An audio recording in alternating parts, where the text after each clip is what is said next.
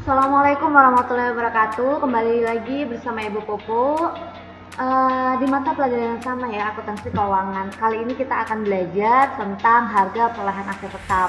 Nah teman-teman, sebelum kita memulai pelajaran ini, Ibu akan menyapa kalian di rumah. Gimana kabar kalian di rumah? Semoga selalu dalam keadaan sehat ya teman-teman. Kalian paham kemarin mengenai rekonsiliasi fiskal. Saya harap kalian masih mengingatnya ya, bagaimana kita mencatat saldo perusahaan, bagaimana kita mencatat saldo menurut bank. Nah, sebelum kita memulainya, kalian harus mampu memenuhi beberapa kriterianya. Yang pertama 313, yaitu menerapkan aset tetap. Diharapkan dengan mempelajari materi ini kalian mampu menerapkan aset tetapnya. Yang kedua 413, melakukan pencatatan aset tetapnya. Nah teman-teman, kalian harus tahu harga perolehan aset tetap. Apa sih harga perolehan aset tetap itu? Kita ketahui bahwa barang berwujud milik perusahaan yang sifatnya relatif permanen, yang memiliki umur ekonomis lebih dari 1 tahun dan digunakan dalam kegiatan perusahaan serta bukan untuk diperjualbelikan. Jadi aset tetap ini memiliki umur ekonomis lebih dari 1 tahun, yang relatif permanen, yang digunakan untuk kegiatan kantor atau perusahaan, yang bukan untuk diperjualbelikan. Nah teman-teman, selanjutnya kita akan mengetahui kelompok dari aset tetap itu sendiri. Dibedakan menjadi 2 ya, dari kelompok aset tetap berwujud atau aset tetap tidak berwujud. Nah, untuk aset tetap tidak berwujud itu dimulai dari hak cipta, hak paten, biaya riset, dan pengembangan. Teman-teman, selanjutnya kita akan membahas tentang kartu aset tetap.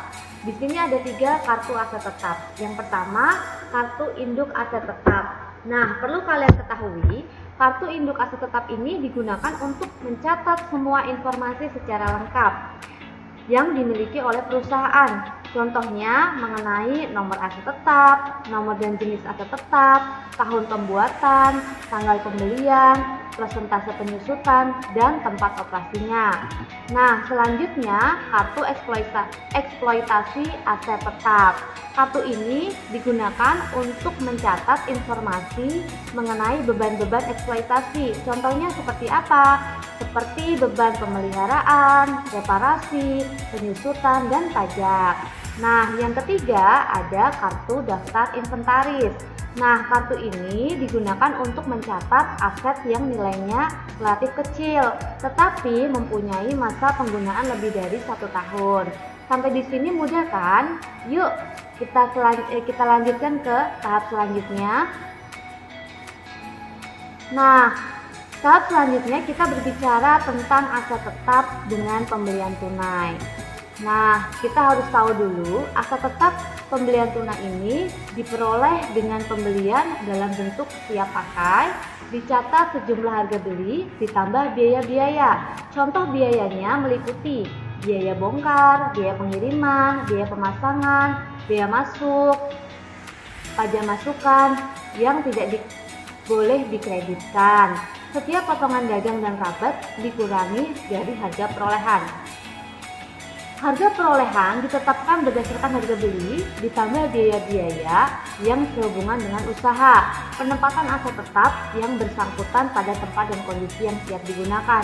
Contohnya PPN, biaya angkut, biaya masuk, biaya pemasangan, biaya percobaan, dan lain-lain.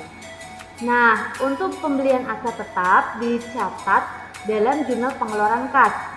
Ingat ya, untuk pembelian aset tetap dicatat dalam jurnal pengeluaran kas dengan kas di debit sebesar pengeluaran kas yang digunakan dengan penomoran dan kartu induk aktiva tetap. Nah, tadi kita udah membahas berbagai teori tentang aset tetap.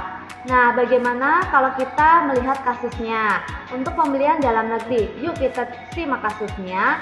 Pada 1 Januari 2017, PT Maju membeli kendaraan operasional seharga 200 juta, belum termasuk PPN.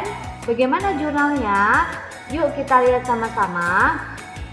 Nah, tanggal 1 Januari kita membeli kendaraan. Kendaraan kita beli, kendaraan kita bertambah. Kendaraan kita bertambah di debit senilai 200 juta. Karena ini belum termasuk PPN. PPN itu tarifnya 10%, 200 juta dikalikan 10%, artinya 220. Ya kan teman-teman? Lalu karena kita membelinya tidak diketahui yang secara tunai atau kredit, yang pasti kita mengeluarkan sejumlah uang ya, baik itu kas atau bank. Nah, kas atau bank itu kamu letakkan di kredit sebesar 220. Paham sampai di sini? Sangat mudah bukan? Nah, untuk mempelajari lebih lanjut tentang aset tetap, yuk kita simak kasus kedua. PT Nusantara Bahagia dalam bulan Januari 2017 memperoleh mesin dengan biaya sebagai berikut. 10 Januari, pembelian mesin tunai faktur 050, harga faktur 200 juta, ditambah PPN. PPN memiliki tarif 10%, 200 juta dikalikan 10%, 20 juta. Nah, bukti kas keluarnya nomor 511 adalah 200 tambah 20, 220. 15 Januari, biaya pengangkutan BKK nomor 15 juta. 18 Januari, biaya instalasi dan pemasangan dengan BKK nomor 524, 15 juta. 20 Januari, biaya perolehan BKK nomor 528, 5 juta. Nah, untuk harga perolehannya, kalian cukup menjumlahkan dari biaya angkut, biaya instalasi, dan biaya percobaan. 15, 5, 35. Nah, kalian diminta mencatat dari transaksi di atas ke dalam buku jurnal pengeluaran kas dan kartu induk aset tetap masing-masing. Yuk kita lihat pembahasannya. Nah, kita harus mencatatnya ke dalam jurnal pengeluaran kas atau JPK. Nah, untuk bahasa akuntansinya biasa kita sebut cash payment journal. Yuk kita sama-sama masukkan sesuai dengan kasusnya. 10 Januari 2017. Nomor buktinya adalah BKK nomor 050.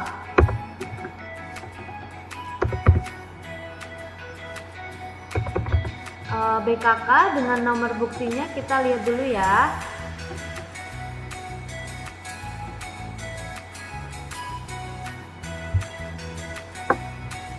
Nomor buktinya adalah 511. Dibayarkannya pada siapa?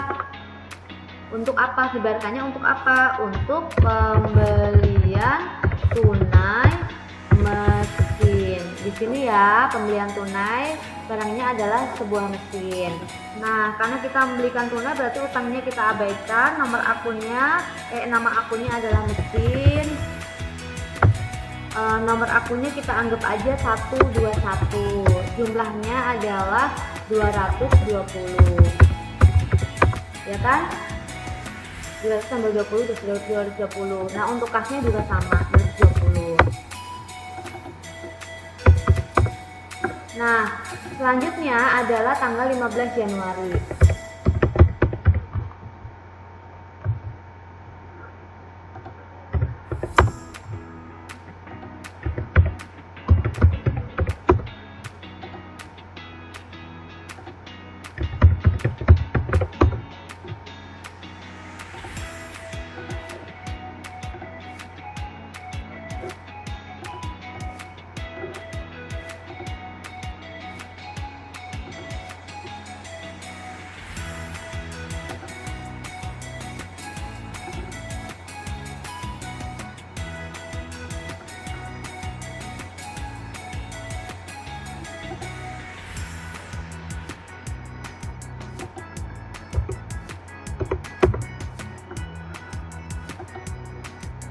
Dengan BKK nomor 518 untuk angkut mesin. Ya, masih dengan mesin dengan nomor 121, nilainya 15 juta.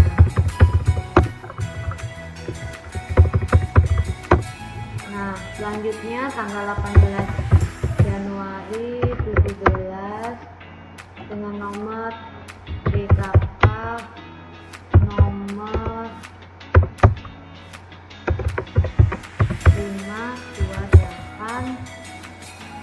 524 dari dibayarkannya untuk pemasangan instalasi dengan nomor yang sama, nomor akunnya nilainya 15 juta.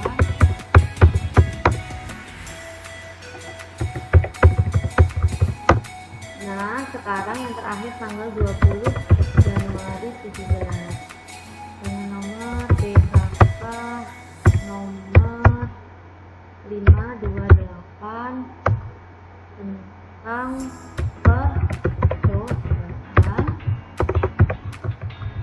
masih dengan yang sama mesin nomornya 121 nilainya.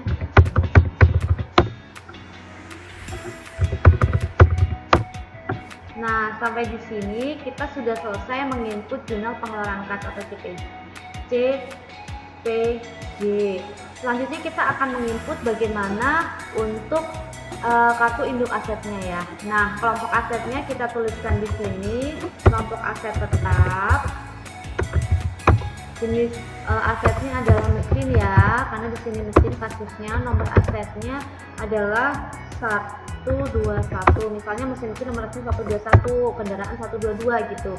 Kita fleksibel aja, kalian tentukan sendiri bisa. Tapi dengan awalan nomor tersebut dimulai dari akun 1 ya, karena dia golongan aset. Bagian kedua, bagian produksi. Nah, merek pabriknya misalnya kita tentukan PT ya, PT Tonika misalnya ya, tahun pembuatan 2017, nomor referensinya kita anggap nggak ada, tanggal perolehannya Januari ya, tanggal 10 bulan 7 tahun 2017, harga perolehannya berapa? Di sini ya, 220.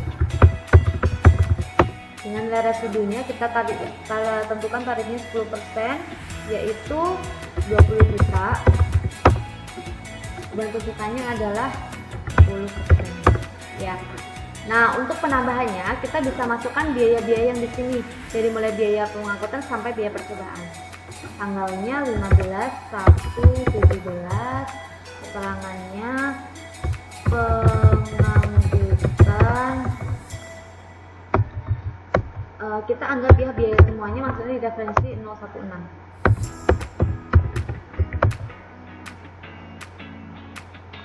Harga perolehannya berapa? 15 juta. Beban pensiunnya adalah 10%. Nah, ini adalah tanggal selanjutnya 18/1/17 dengan pemasangan nomornya masih 016. Tadi sekarang untuk selanjutnya 016. Ini misalnya kita tentukan sendiri dengan nilainya 15 juta, beban pensiunnya 10%. Nah, tanggal selanjutnya tanggal 20 bulan 1 17, yaitu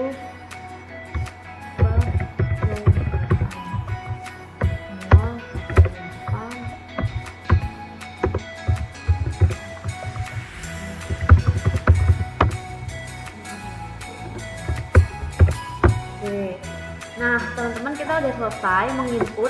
Jadi mulai kita input jumlah pengeluaran kas, input kartu induk asetnya, namanya ya, dari PT-nya apa, kita peroleh nama pabriknya, harga perolehannya, tahunnya, sampai dengan beban pensiunnya. Nah, bila ada biaya-biaya, kita bisa menginputnya di penambahan. Sangat mudah kan teman-teman? Yuk kita simak selanjutnya. Nah, kita sudah menyelesaikan kasus 2. Kita lanjutkan lagi tentang pembelian impor dari luar negeri. Misalnya kita akan membeli barang secara impor dari negara lain. Nah, kita lihat yuk kasusnya supaya kita lebih mudah. Pada 1 Januari 2017, PT Jaya Bagus mengimpor komputer dari Jepang dengan nilai impor sebesar 150 juta dan PPN-nya 10%. Nah, buatlah jurnal dari PT Jaya Bagus. Yuk kita lihat.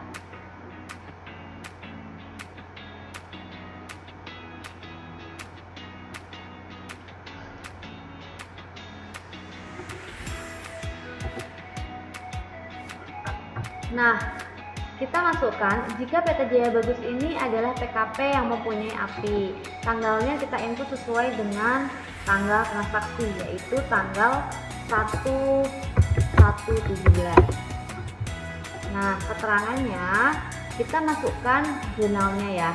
Nah, PT Jaya Bagus mengimpor komputer dari Jepang dengan nilai impor sebesar 50 juta. Berarti komputer ini bagian dari peralatan ya, peralatan kantor ya, komputer, laptop, mesin fotokopi, itu merupakan peralatan. Nah, berarti kita masukkan dalam jurnalnya adalah peralatan kantor dengan nilainya 150 juta.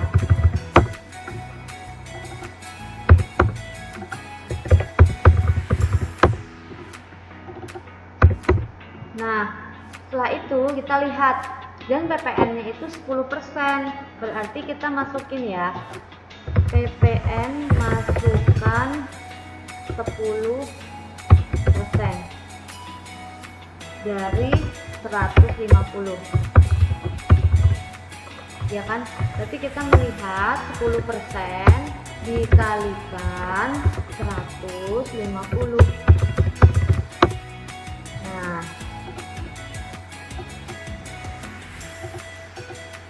15 juta ya, kita input ya. PPN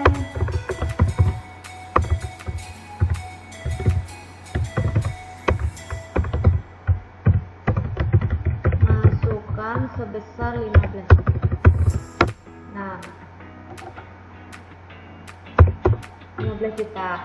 Nah, di sini kita sudah menginput PPN-nya. Nah, karena kita barang impor, kita kenakan pasal 22 ya, PPh pasal 22. PPh pasal 22 kita tentukan sebesar, ini tarifnya adalah 2,5% dikalikan dari nilai impornya. Nilai impornya kan 150. Nah, kita hitung nih, sama dengan 2,5% dikalikan 150. Nah, 375. Ya, kita input ke dalam jurnalnya. PPh pasal 22 sebesar 375. Nah, selanjutnya ada akun kas di kredit. Karena kita mengeluarkan jumlah uang, berarti kasnya kita tambahkan saja. Nah, 168750. Ini adalah jika PT Jaya Bagus adalah pengusaha kena pajak mempunyai API. Selanjutnya, jika PT Maju Bagas ini adalah non PKP ya. Ini Tipo, ini Jaya. Ini Jaya ya.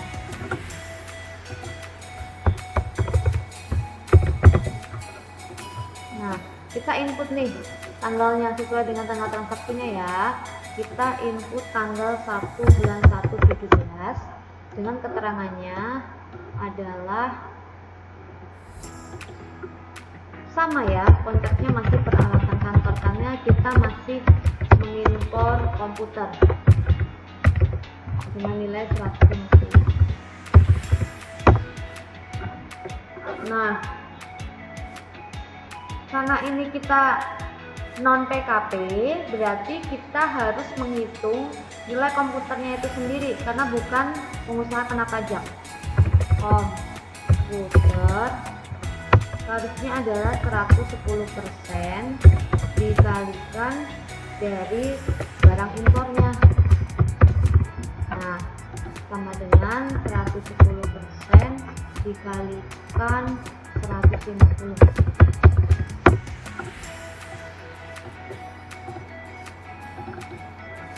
Selanjutnya kita masukkan ke peralatan kantornya. Sorry, di sini peralatan kantor yang kita peroleh bukan 150 ya. Kalau 150 itu yang ini, yang dia PKP. Tapi kalau non PKP kita masukkan sesuai dengan yang ini. Jadi 165. Nah, lalu kita input lagi PPh pasal 22 dengan tarif sama ya, 2,5%. Kita copy aja supaya cepat, sama dengan 2,5% dikalikan 1. Jadi kita input PPh pasal 22 3756. Nah, ini kas atau bank, boleh kas boleh bank ya, kalian kas atau bank aja menuliskannya, tinggal ditambahkan berapa nilainya. Nah Bu, ini nggak dari PPN 10% nggak diinput nih Bu, karena kita non PKP maka kita nggak perhitungan PPN nya, cukup kita menuliskan tarifnya aja langsung 110%, ya kan, 100 tambah 10%, 10% itu dari PPN nya, jadi kita include jadi satu di sini. Nah, untuk yang ketiga, jika PT Jaya Bagus adalah PKP yang tidak memiliki API. Nah, tanggalnya masih tanggal yang sama. Nah, kita menginputnya masih dengan jurnal peralatan kantor dengan nilai 150. Lalu kita input lagi untuk PPN-nya. PPN-nya kan kita tadi udah hitung ya di awal 10%, jadi PPN masukan kita adalah 15 juta. Lalu kita input lagi PPh pasal 22. PPh pasal 22 bila PKP tidak mempunyai API, kita input PPh pasal 22 tidak memiliki API, tarifnya 7,5% dikalikan nilainya. Input 7,5% kali 100.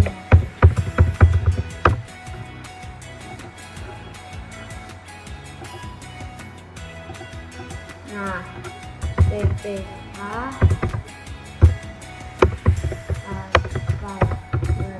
senilai 11,2. Nah, pas atau karena kalian tinggal jumlahkan aja. Nah, selanjutnya kita lihat lagi, jika PT Jaya Bagus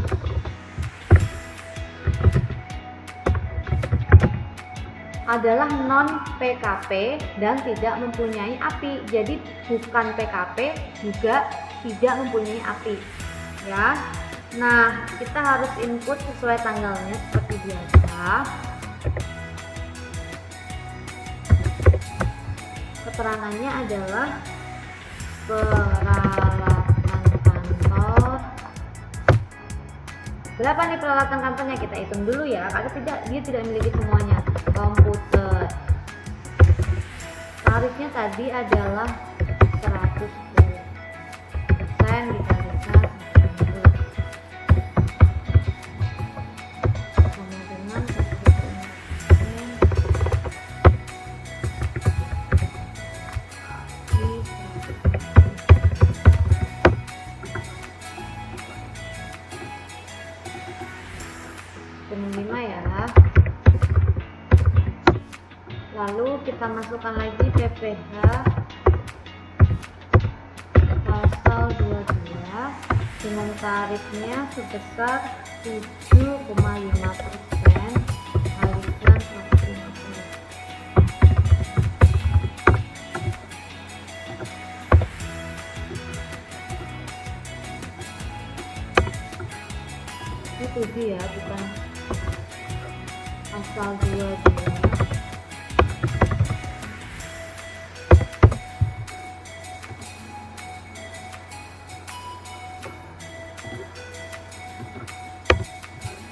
kita input 7,5% dikalikan 150.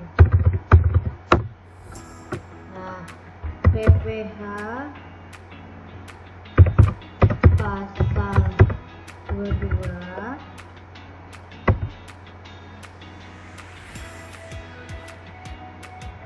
senilai berapa? Senilai 11,250. Nah, kas atau banknya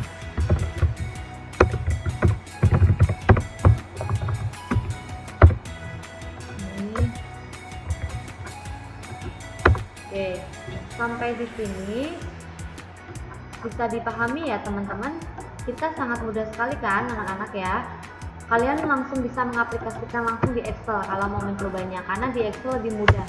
Dan kalaupun kamu mencatatnya itu langsung gitu, gak pakai kalkulator, cukup aja ditambah pakai sum. Kalau mau dibagi pakai dia dibagi aja, kalau misalnya baginya banyak berarti average ya. Ini dari mulai jika PT Jaya Bagus sebagai PKP yang punya API, terus dia bukan PKP tapi mempunyai API, dia PKP tapi tidak mempunyai API, dan dia bukan PKP dan dia juga tidak mempunyai API. Perhitungannya ada semua di sini. Kalian bisa dilihat ya. Dan bisa diaplikasikan pelan-pelan ya teman-teman.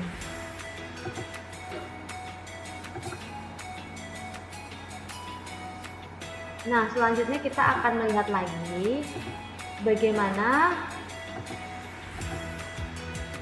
untuk aset tetap siap pakai dengan pembelian secara kredit. Tadi pembelian tunai. Sekarang kita berbicara tentang pembelian kredit. Aset tetap yang dibeli secara kredit dicatat dalam akun aset yang bersangkutan sejumlah harga tunainya. Selisih antara harga tunai dan harga dicatat sebagai beban bunga. Nah, yuk kita lihat kasusnya supaya kalian lebih paham ya. Pada 5 Januari 2017, PV Ina Mebel membeli sebuah kendaraan dengan harga kredit sebesar 225. Fakturnya nomor sekian, pembayaran pertamanya 50 juta, dibayar dengan cek, BKK-nya 286, sisanya diangsur 5 kali angsuran bulanan. Harga tunai kendaraan itu 2 juta. Nah, berdasarkan transaksi, kalian diminta untuk membuat jurnal untuk mencatat pembelian kendaraan. Yang kedua, pembayaran pertama sebesar 50 juta dicatat ke dalam jurnal pengeluaran. Yuk kita lihat sama-sama pembahasannya ya.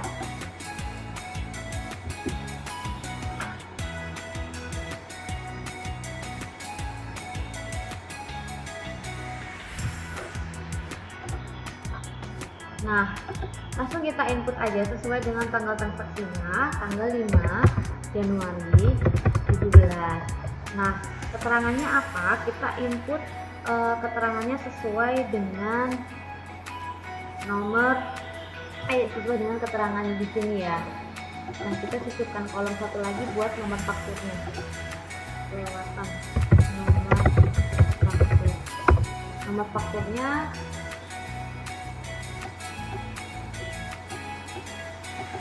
fakturnya adalah 867. Lalu kita input lagi keterangannya, karena kita membeli kendaraan dengan harga kredit sebesar 225, berarti kendaraan kita bertambah 225.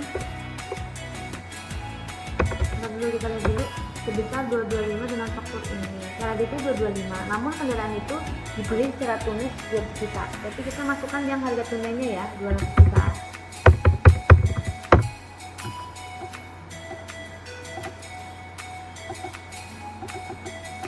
Ketika udah kita masukin, kita masukkan yang kedua,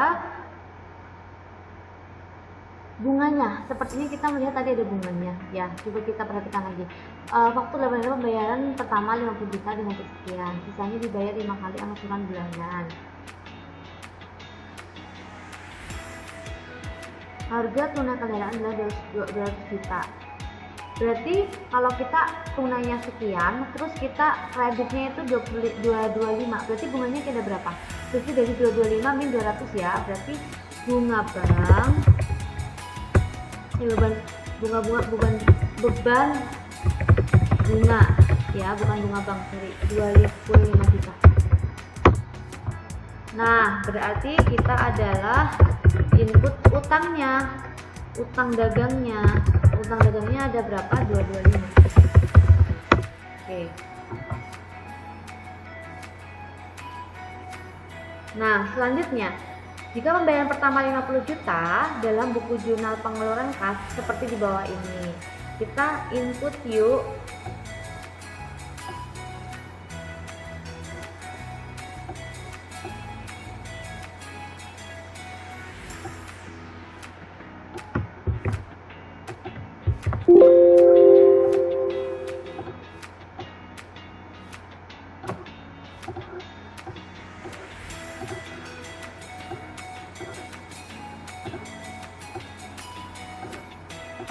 Nah, kita input yuk. Pengelolaan kasnya kita masukin sebesar 50 juta. Berarti tanggalnya tanggal yang sama, 5 Januari. Dengan nomor booking-nya kita input cek BKK 286 ya. 286. Kita masukin ke utang. Nah, utang dagang kita ada berapa? 50 juta kan, kita keluarkan uang. Nah, untuk kasnya juga kita input.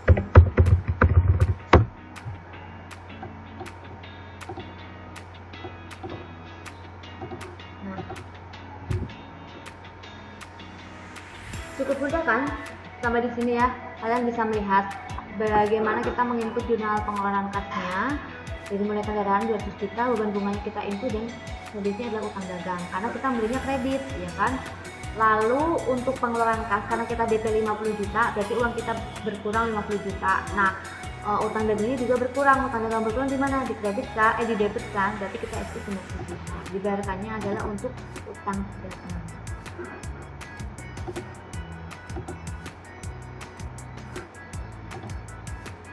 Nah, supaya lebih jelasnya, kalian juga lihat di kasus kelima. Pada 10 Januari 2017, PT Jaya Makmur membeli kendaraan di PT Jaya Abadi 120. Fakturnya sekian, pembayaran dilakukan sebagai berikut. Uang muka 30 juta, dibayar tunai. Sisanya dibayar 30 kali angsuran dengan bunga 18% per tahun. Hitung sisa pinjamannya atau bunga efektifnya saat jatuh tempo angsuran pertama tanggal Februari 2017. Nah, kalian diminta sebagai tenaga teknisi akuntansi untuk mencatat pembelian kendaraan PT Jaya Makmur dari PT Jaya Abadi.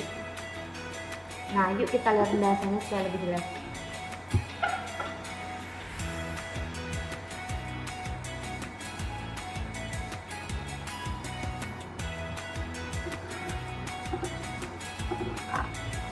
Nah, kalian bisa melihat di sini jurnal pembeliannya.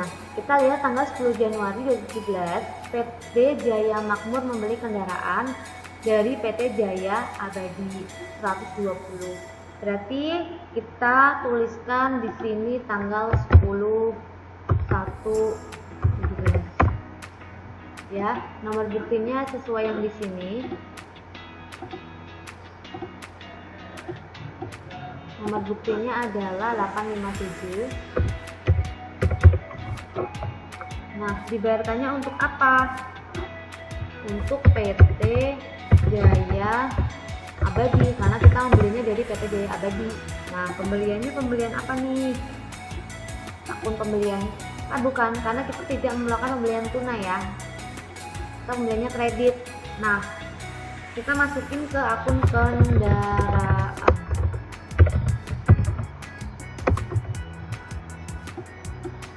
Nomor akunnya kita input misalnya ya, kalau misalnya kamu ada kendaraan itu nomornya 125 misalnya, pokoknya dimulai dari akun ke-1 ya, karena dia golongan aset.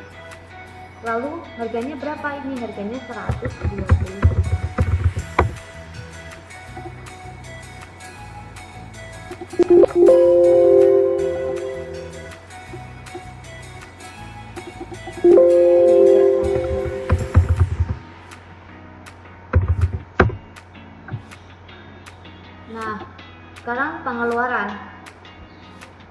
Pembeli kendaraan dengan harga 120, pembayarannya dilakukan dengan uang muka 30 juta.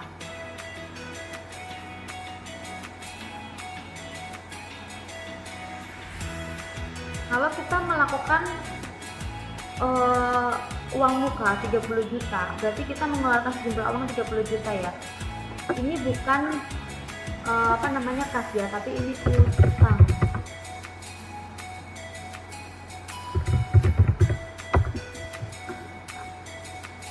Ya.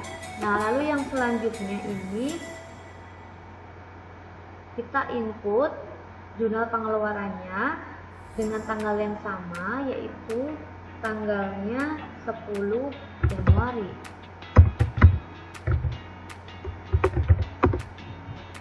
Nomor buktinya kita input ke 352. Dibayarkannya untuk apa? Untuk pelunasan utang dagang. Nah, utang dagangnya kita masukin berapa? 30 juta ya, karena kita DP-nya 30 juta.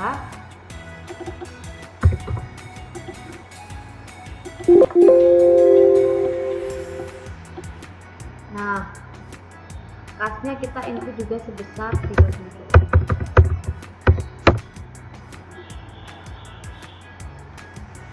Nah, angsuran pertama kita akan hitung sama-sama ya.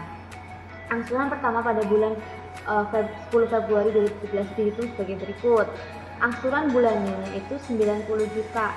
Kan kita ada 120. Nah, sebelum kita ke sini 120 min 30 juta kan?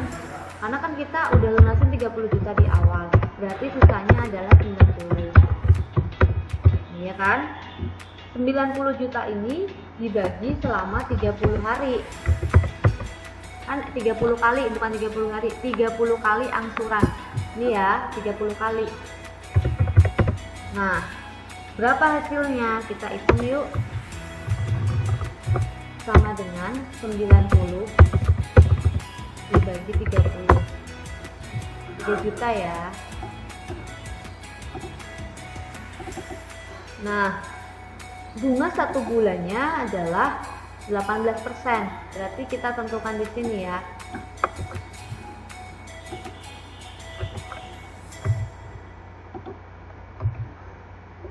Nah, bunganya 1 bulannya itu 18%. Berarti kita hitung 90 juta dikalikan 18%, ya kan? Lalu dikalikan 1 bulan. 1 bulan kan 1/12. Gini kan? Kita hitung kan, 12 itu tahunnya, per tahunnya kan? Nah, kita hitung sama dengan 9 juta dikali 18% dikali 1 dibagi 12. Nah, 1350. Nah, jumlahnya berapa? Kita hitung jumlahnya di sini sama dengan 3 juta ditambah 4350. Nah, kita harus membayar, jumlah yang harus dibayar ini adalah 4.350.000. Nah, untuk mencatatnya kita harus masukkan ke jurnal umum, yaitu tanggal berapa? Tanggal yang di sini ya, yang kita minta tanggal 10 Februari ya.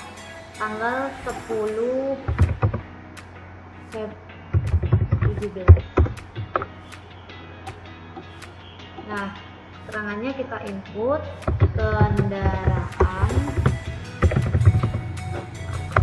ya dengan nomor akun, misalnya kita anggap aja kendaraan akunnya 1 ya, 120. Nah, misalnya ya, lalu kita input kendaraannya harganya berapa tadi? 3 juta kan pokok bunganya, pokok angsurannya 3 juta. Lalu kita input lagi berapa bunganya. Bunganya itu kita sebesar 1350, berarti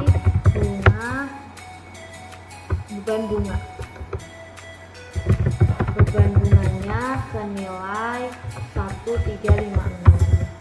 Nomor akunnya kita input ya, misalnya kita input kan dia di akun 5, misalnya 5301. Lalu di sini kita input jurnalnya adalah kas atau utang dagang, karena kita belum pelunasan selama 30 kali angsuran, tinggal ditambahkan aja 3 juta ditambah 1356. Nah, selesai jurnal umumnya. Jadi kalian mencatat dari jurnal pembelian apa yang kita beli, kita input di sini dari mulai tanggal, nomor bukti, dibayarkannya untuk siapa, akunnya apa, nomor akunnya apa, lalu jumlahnya berapa. Nah, yang dikredit ini adalah utang dagang. Nah, untuk jurnal pengeluaran kas ini untuk mencatat uang muka pertama. Uang muka pertama kamu bayarkan 30 juta. Berarti kamu input di sini tanggal, nomor bukti, lalu dibayarkannya untuk apa. Nah, utang dagangnya kan kalau kita melunasi atau membayar DP 30 juta berarti utang kamu berkurang. Utang kamu berkurang sejumlah berapa? Sejumlah yang kamu bayar 30 juta. Lalu di kreditnya adalah kas. Nah, untuk angsurannya pertama ini tanggal 10 Februari. Kita menghitung angsuran pokok bulanannya ya. Utang kamu 120 juta dikurangi 30 juta karena DP kan. Berarti sisanya ada 90 juta. Dibayarnya selama 30 kali. Berarti kamu bagi selama 30. Pokok pinjaman kamu ada 3 juta. Nah, bunganya adalah 18%. 18% ini 1 bulan ya. Setahun ya. Berarti kamu kalikan, nih kita lihat nih, bunganya 18% setahun. Berarti kalau kita nyicilnya 1 bulan, berarti kita bagi 1/12. 90 juta sisanya kalikan bunganya dikalikan 1/12 selama 10 tahun. Kamu hitung berapa, lalu kamu tambahkan. Setelah ketemu, kamu baru bikin jurnal umumnya sesuai dengan tanggalnya. Lalu kendaraan, karena kita pinjamnya kendaraan, nomor akunnya misalnya kalian tentukan. Kalau kendaraan pertama itu 1 ya, kamu bisa tentukan 1, belakangnya bisa 2, 06, 07, 08 atau 201 bisa. Lalu beban bunga itu dia di akun 5301 karena kita beban bunganya sebulannya 1350 kita input. Nah, utang dagang kita adalah senilai setiap bulannya adalah 4350 dengan 3 juta ditambah 1350 ya. Coba dicerna secara pelan-pelan. Mudah kan kalau kita praktekkan langsung? Nah, itu beberapa kasus yang perlu ketahui bagaimana kita menentukan harga pokok perolehan, baik kita melakukan perolehan barang dengan pembelian secara tunai atau pembelian secara kredit. Nah, supaya kalian mampu mempraktekkan, coba tolong dikerjakan kuisnya. Jadi mulai nomor 1 sampai dengan nomor 4.